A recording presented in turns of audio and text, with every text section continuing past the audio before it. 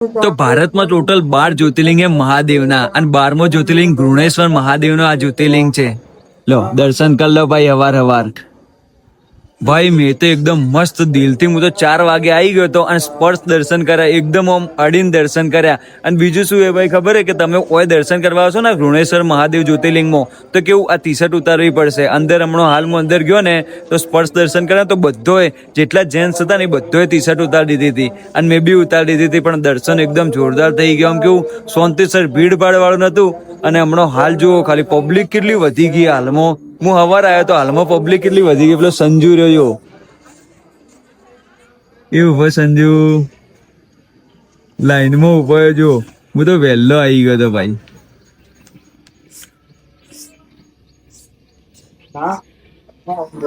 આ 12મો જ્યોતિર્લિંગ હો ભાઈ, ધ્યાન રાખજો.